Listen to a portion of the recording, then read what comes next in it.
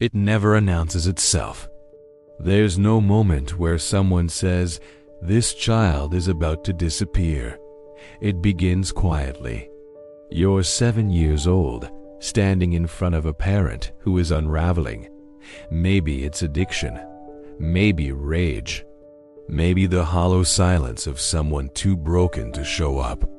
And without language, without logic, something ancient activates inside you. If I don't hold this together, no one will. That's the moment childhood ends. Not physically, psychologically. You smile more, you cry less. You learn to read the room before you speak. You sense tension before words are exchanged. You become the emotional thermostat of the household, a small body carrying adult weight, and the world rewards you for it. You're so mature, so responsible, so strong. But no one ever asks the only question that matters: at what cost? This is the invisible grief of those who grew up too fast. And today, we're going inside the psychology of that child, because this doesn't disappear with age. It follows you into relationships, into careers, into the way you measure your worth.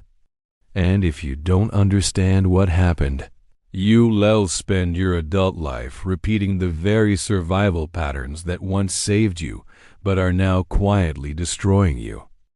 Let's talk about what's really happening beneath the surface. When a child is forced to emotionally support adults instead of being supported, psychology calls this parentification. The child becomes the caretaker, the peacekeeper, the emotional regulator, the protector. This isn't just unfair, it's neurological. A child's nervous system is not built to carry adult instability. So it adapts. The brain rewires around survival. This creates hypervigilance. You're always scanning, always alert, always bracing.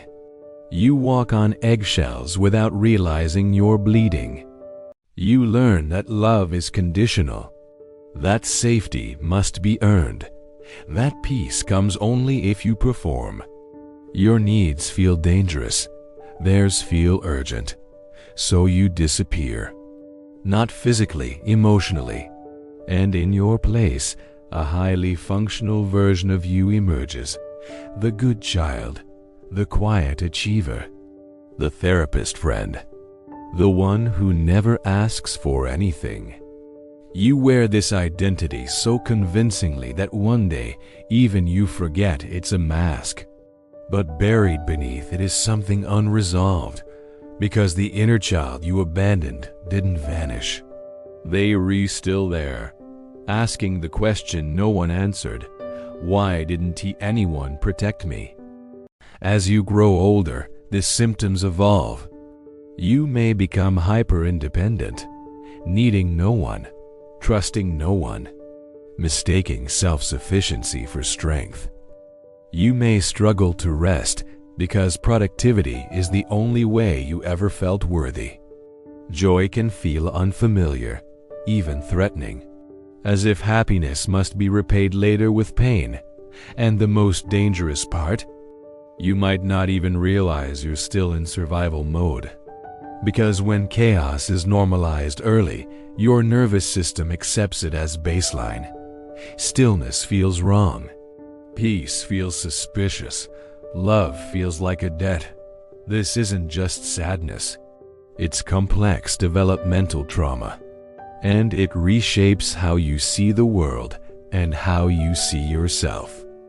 So why would any child willingly take on this role? Because children will sacrifice themselves for attachment. Every time. The choice is never conscious. It's biological. When safety is absent, the child trades authenticity for belonging. That's not weakness. That's intelligence. That's instinct. But here's the tragedy.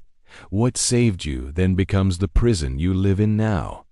So many adults are walking around high-functioning, accomplished, admired, while deeply neglected inner children quietly pull the strings. We overachieve to earn love. Stay silent to avoid abandonment. Take care of everyone while secretly wishing someone would ask, "Are you okay?"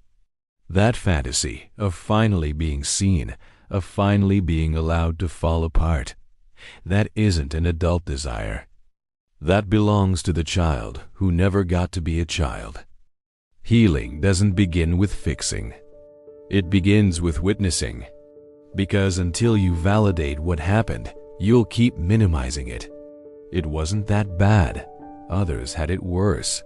I turned out fine.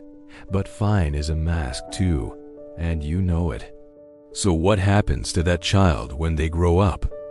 They become adults who never feel safe even in calm rooms. Lovers who mistrust softness. Givers who can't receive. They apologize for crying, flinch at compliments, confuse exhaustion with success. This is the cost of growing up too fast, when strength replaces softness, silence replaces honesty, responsibility replaces care. You inherit an adulthood where you're always holding your breath, waiting for permission to finally collapse. But here is the truth no one told you. No one is coming to rescue that child. You are the one who must go back. You are the one who must kneel down and say the words that were never spoken. You didn't deserve that. You were just a child. You get to rest now. This is shadow work, not bypassing pain, not performing healing, not pretending positivity fixes trauma. It's turning toward the abandoned parts of yourself and saying, "I see you. I hear you. I'm not leaving."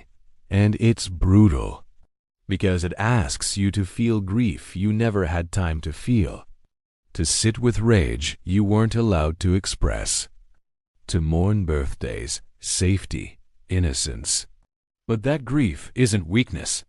It's evidence that something frozen is finally thawing. In adulthood, this survival pattern shows up quietly. You become the emotional caretaker in every relationship, praised for independence while terrified of being a burden, over-functioning until resentment sets in, boundaries feel like betrayal, rest feels undeserved, saying no feels dangerous. These aren't personality traits. They are learned coping strategies, and they can be unlearned. But only when you stop idolizing your strength and start honoring your wounds. Ask your inner child one question. What did you need that you never received? The answers are simple and devastating.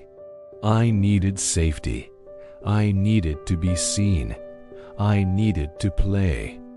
I needed someone to say it wasn't my fault. And slowly, you begin to give those things to yourself. Not to fix the past, but to stop living inside it. This is how you stop seeking parents and partners. How you stop mistaking anxiety for intuition. How you stop running from who you were and who you're becoming.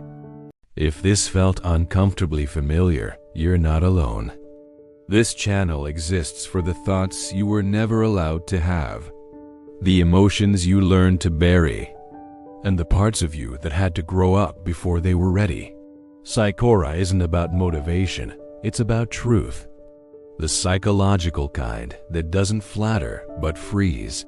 Here, we don't romanticize strength. We examine it. We question where it came from and what it cost. So if you're someone who grew up too fast, who became strong because you had no other option, this space is for you. Subscribe to Psychora if you're ready to stop surviving and start understanding yourself. Because awareness is the first step out of survival mode, and here, we don't just talk about the mind. We go inside it.